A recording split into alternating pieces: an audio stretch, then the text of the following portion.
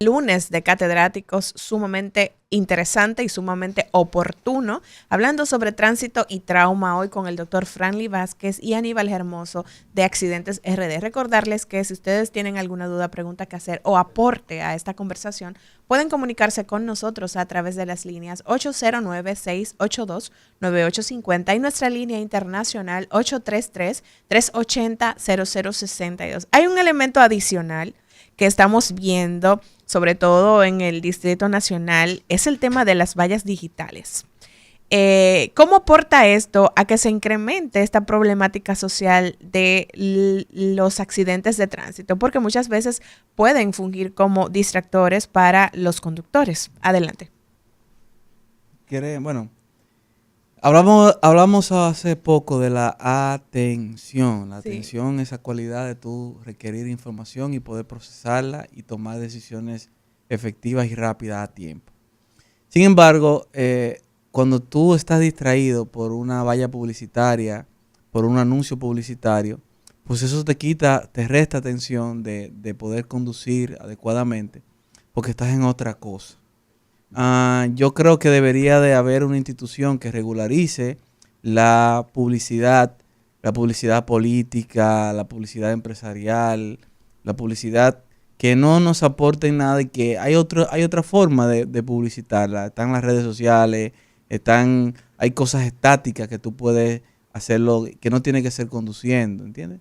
Yo creo que por ahí podemos empezar a hacer nuestro aporte de manera individual.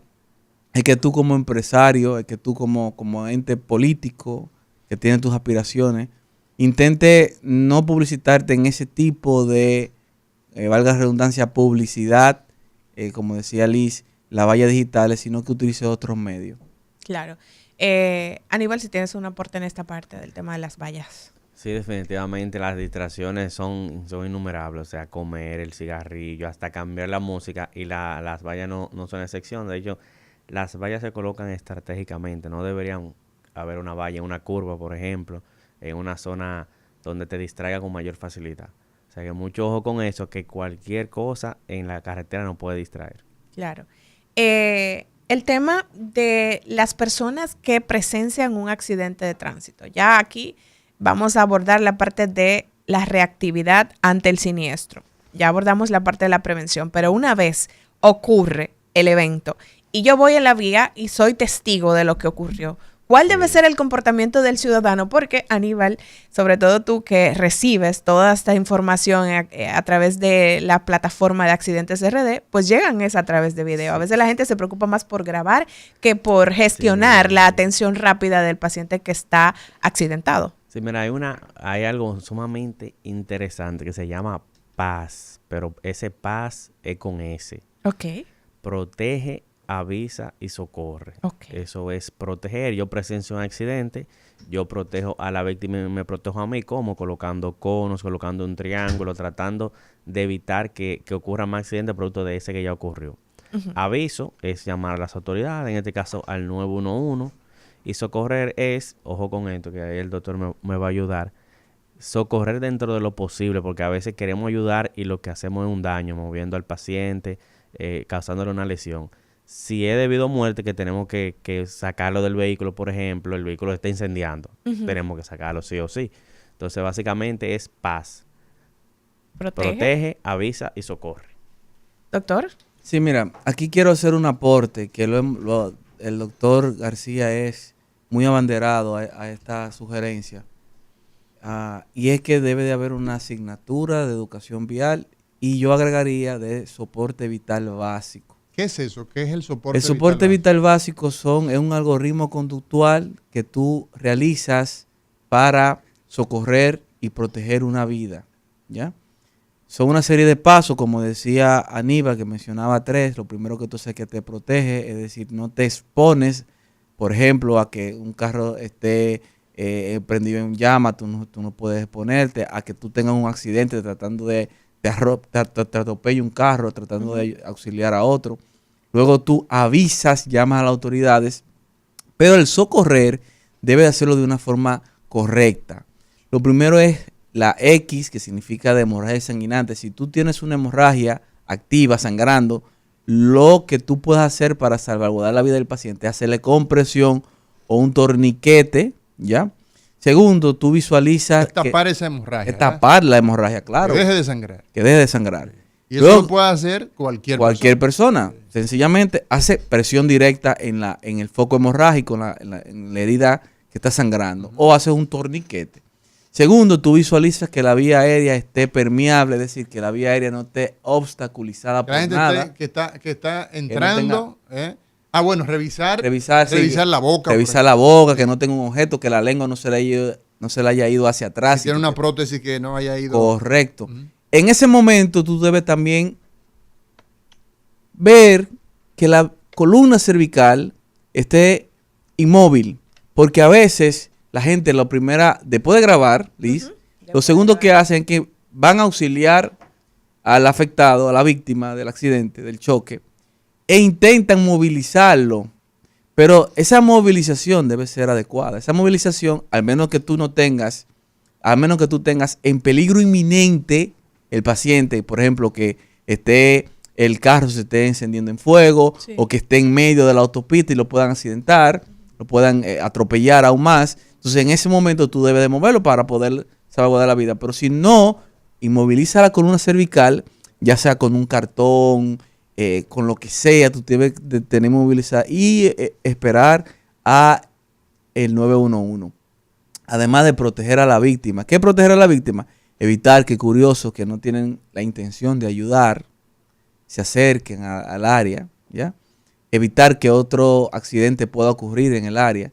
Esos son los pasos básicos que una persona debe de realizar. Ya hay otras partes del algoritmo, como por ejemplo visualizar que la frecuencia respiratoria esté adecuada, que el pulso tenga un pulso adecuado, que el estado neurológico del paciente sea un estado adecuado.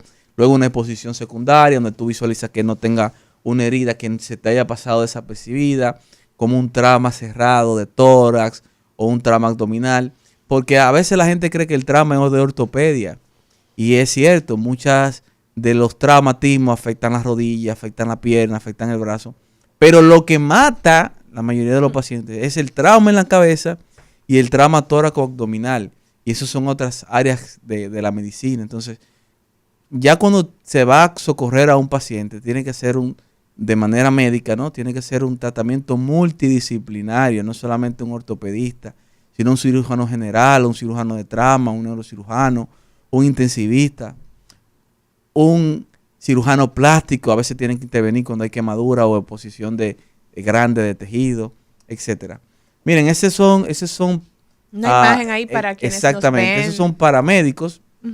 Me imagino que ya ellos ahí ven, inmovilizaron o se dieron cuenta. Ese cuello se está movilizando de manera correcta. No está movilizándose de manera correcta. O sea, eso debe estar totalmente correcto, ¿verdad? Claro, si te das cuenta, el paciente está elevando la cabeza. Imagínate que tú, cuando te tuviste el trauma en la cabeza, te luxaste. ¿Qué significa? La columna es como un edificio, ¿sí? Tiene pisos, primer piso, segundo piso, tercer piso. Cada piso es una vértebra. Entonces, cuando hay una luxación, una fractura de luxación, lo que ocurre es que uno de esos pisos se desajustó con relación a los demás. Es decir, hay uno de esos pisos que ya no está alineado con los demás y se puede ir hacia atrás ese piso. Y cuando se va hacia atrás, ¿quién se encuentra con la médula espinal? ¿Entiendes? Se encuentra con el área que controla los movimientos, la sensibilidad, todas las funciones neurológicas. Correcto, excelente, doctor García. Exactamente, eso es una luxación. Miren la alineación que debe tener, es eso de DC, hasta donde dice C4, donde dice C6, de ahí para arriba tiene que tener esa alineación correcta. Donde está C7, que C7 se ha ido hacia atrás. Eso se desencajó para el buen dominicano. Y tú no te das cuenta porque tú no tienes rayo X, tú no eres Superman para tener una visión de rayo X. Entonces, si ese es el caso, tú lo que vas a hacer es sumarle mortalidad al paciente porque tú estás aumentando el daño medular. Y ese hueso que su función es proteger, ¿verdad? Como está luxado, entonces se convierte en un cuchillo. Se convierte en un agresor para la médula espinal. Señores, y el que tiene un trauma raquimedular a ese nivel queda cuadripléjico o cuadraparético, es decir, con incapacidad o disminución significativa para movilizar las 4 extremidades.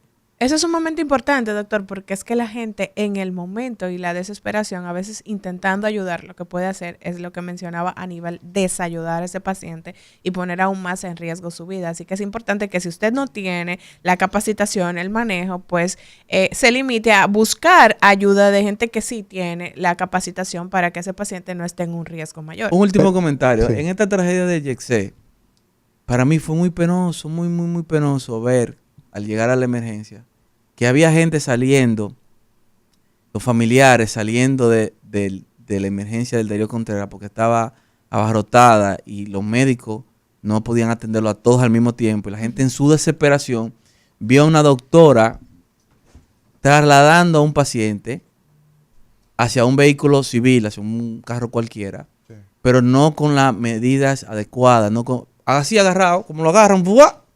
Y lo típico es agarrarlo a las víctimas por los pies, por los brazos, el cuello entonces queda... El cuello va a ir bailando. Exacto. Y entonces, así bailando. Entonces, lo llevaban y yo me quedé y le digo, mire, no lo muevan, así no se puede mover los pacientes. Y es básicamente por esta situación que vemos acá, donde una lesión que no hemos identificado, pero que presumimos que hay una lesión a nivel de su columna cervical, que lo va a matar, va a producir la muerte si esa lesión se agrava, porque la fractura como tal podemos tratarla, pero la lesión medular muchas veces asciende y provoca entonces la muerte de las víctimas. Entonces, eso que tú decías, Franklin, de educar a la población civil a través de las escuelas, los niños, el cómo actuar frente a una situación donde hay una víctima que quedó atrapada, una víctima que está herida en los choques de tránsito tan abundantes en nuestro medio, puede hacer la diferencia porque esa persona tendrá primero conciencia. Una de las cosas que la gente no entiende es lo que está arriesgando. El tomar a un familiar, ¿verdad?, en esas condiciones para ayudarlo y al final terminar agravando la situación es porque la gente no tiene conciencia de lo que está en juego. Cuando no tienes conciencia, cometes imprudencia. Por eso se dice que la imprudencia, la ignorancia, dice, es atrevida, porque bueno, no tiene conciencia del efecto que va a causar. Esa imprudencia se transmite también cuando ocurre un accidente, por ejemplo, que la ambulancia lleva al paciente y el familiar o amigo le cae atrás a la ambulancia muy cerca. Detrás de la ambulancia. Detrás de la ambulancia. Pegado, como los mimes, le dicen los mimes. Y algunos lo justifican. Cuando nosotros hemos publicado ese tipo de imprudencia de vehículos que le caen atrás a la ambulancia, algunos comentan, tú no sabes si es un familiar. O sea, ¿qué diferencia va a hacer?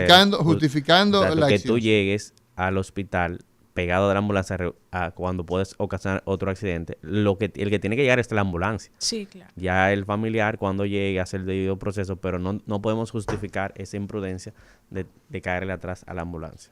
Hay muchas cosas que debemos mejorar y parte de eso que mencionas, Aníbal, tiene que ver con que ese paciente que se ve involucrado en un accidente de tránsito necesita atención rápida. Y ya luego el doctor Franklin podrá hablar de esa importancia de que se le atienda rápidamente para garantizar que quede con vida y en mejores condiciones. Pero sabemos que el dominicano le gusta mucho ver.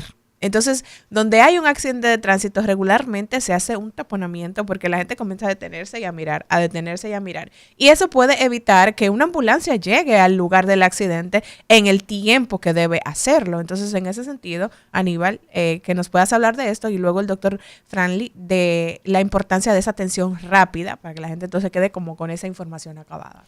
Sí, es muy importante que ayudemos. En un accidente los minutos cuentan, los segundos cuentan. Entonces, cuando presenciemos un accidente, lo importante es llamar a las autoridades y colaborar dentro de lo posible.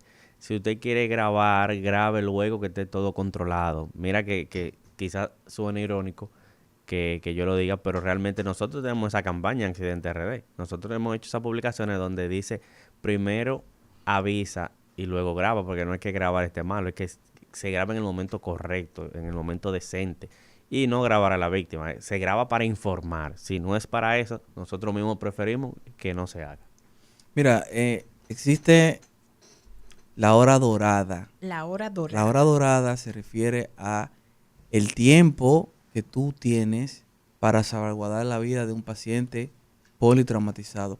Lo que ocurre es que la persona tiene que entender que el cerebro no está desconectado del cuerpo. Y cuando tú tienes un accidente, generalmente tienes fractura del fémur, fractura de la cadera, otras heridas, es decir, sangras, ¿ya? Cuando tú sangras, en la sangre se transporta el oxígeno. El oxígeno el cerebro es un gran consumidor de sangre, el cerebro es un gran consumidor de oxígeno.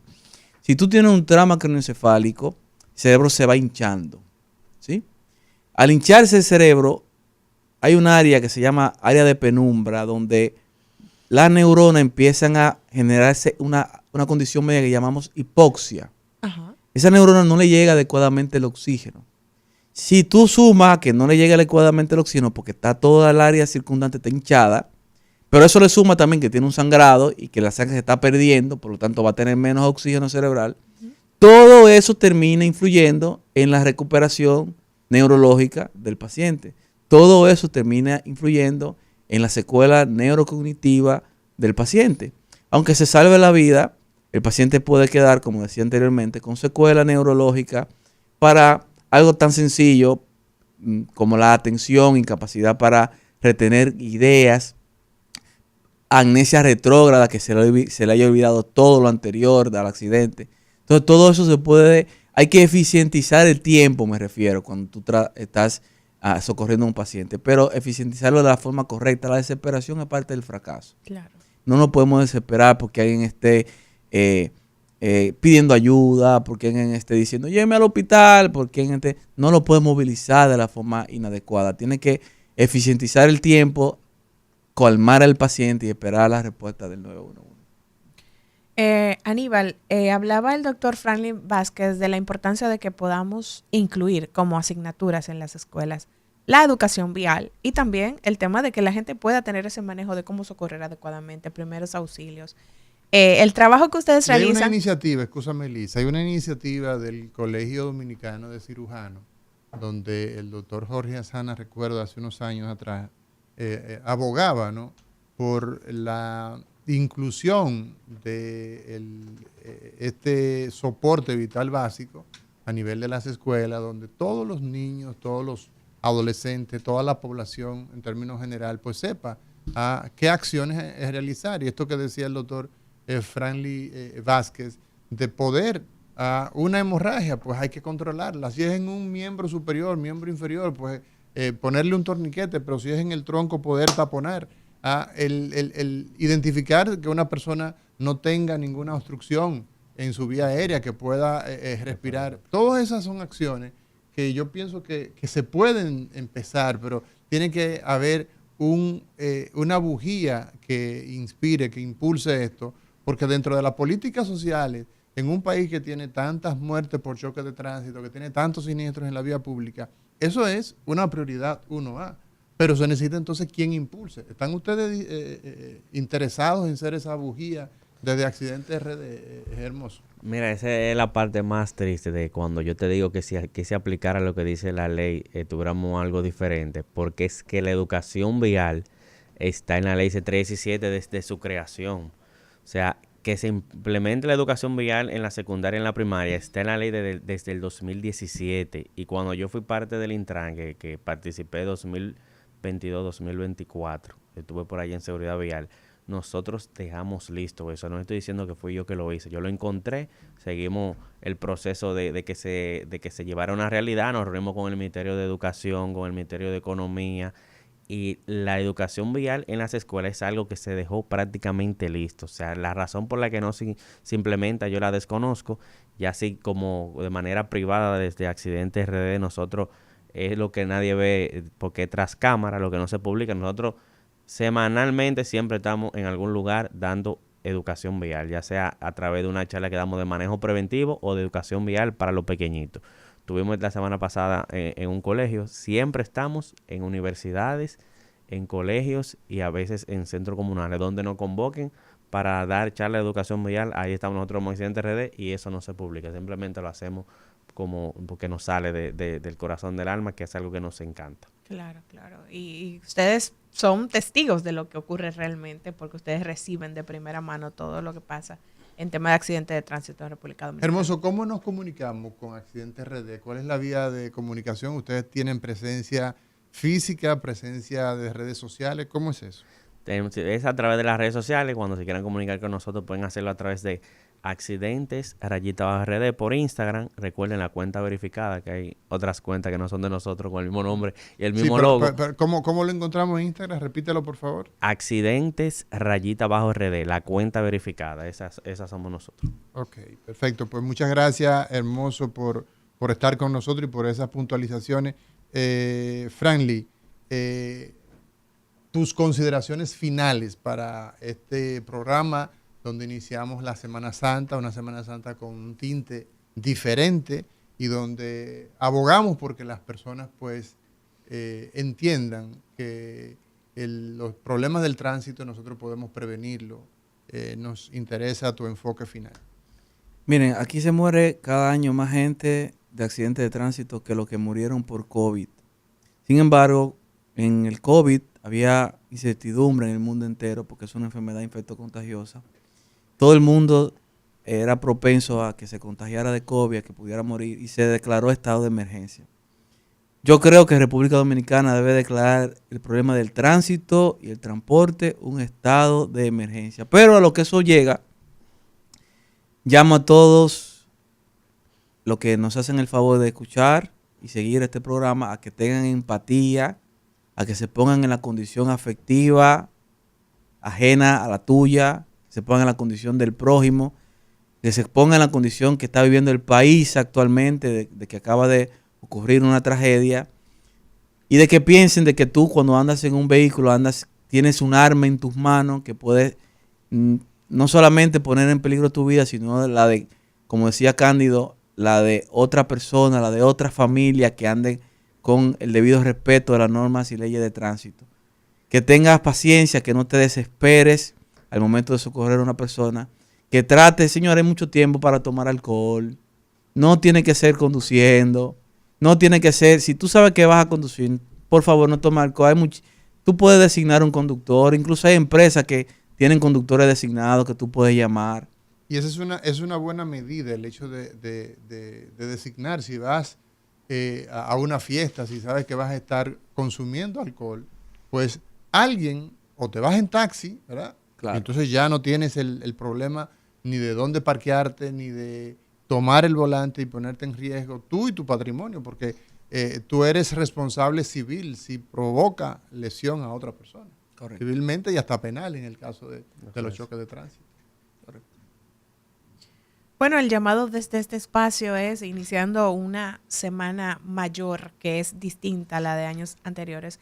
La prudencia, la reflexión, que la gente sea consciente de que sus acciones irresponsables en las vías pueden causar muerte, y no solamente muerte de usted y los seres queridos que vayan desplazándose en un vehículo, sino muerte a otros ciudadanos que quizás van de manera responsable en las vías. Y la intención de hacer este panel es justamente eso, el crear esa conciencia en la gente que nos escucha, y que al finalizar esta Semana Santa pues no tengamos números alarmantes y podamos tener unos resultados distintos basados en esa educación y esa prevención que son tan necesarios. Bueno, mi voz básicamente a los responsables del orden institucional de nuestro país. Las autoridades tienen el deber, tienen la responsabilidad de administrar justicia y de crear la determinación social que se requiere para tener una realidad diferente en los próximos años con relación a las muertes, a las lesiones que se provocan en el tránsito. Y esto, pues evidentemente implica que nuestros niños aprendan a cómo se debe viajar en el tránsito, a que los niños sepan cómo actuar frente a una situación de emergencia. Esos aspectos le tocan a las autoridades. También tenemos el papel como ciudadanos responsables, actuar con la debida prudencia, actuar con responsabilidad, puesto que nosotros vemos muchas veces que las situaciones le pueden ocurrir al vecino y no a nosotros. Pues sí, también somos nosotros perjudicados cuando actuamos de manera impropia. Gracias por estar con nosotros, Aníbal Hermoso, doctor Franklin Vázquez, en este programa de Los Catedráticos, hoy lunes 14 de abril, primer día, segundo día, porque la semana comienza el domingo de esta Semana Mayor. Lizania Salcedo. Será esta mañana cuando nos reencontremos aquí en Cátedra Médica.